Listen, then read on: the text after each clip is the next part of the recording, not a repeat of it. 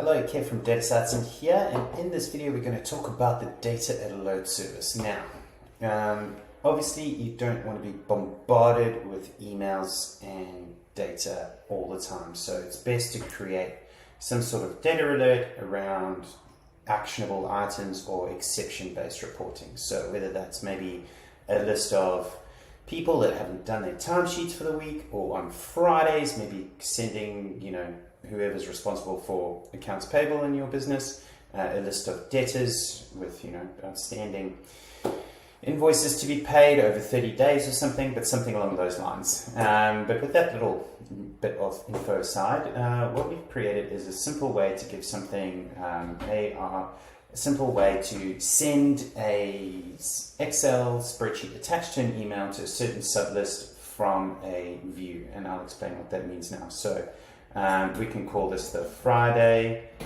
Chase Accounts Receivable notification or something like that. You can send this to obviously a list of emails.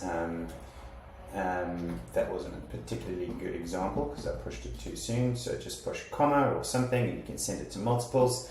And then we get onto the view side. So we're not going to allow people to send say a table of data. We will ask that you create a view or get us to create a view, which you can use with AI Data Query or one of our SQL templates, or get in touch, so that you're sending just the information that is actionable and not too much information. Otherwise you'll clog up your inbox, the email won't be sent, all those wonderful things. And from here, quite simply, you can go and select when you want this to be sent. So let's make sure that this is in our inbox on Friday mornings, nice and early, so that it is actionable as we log on every Friday and do that important thing.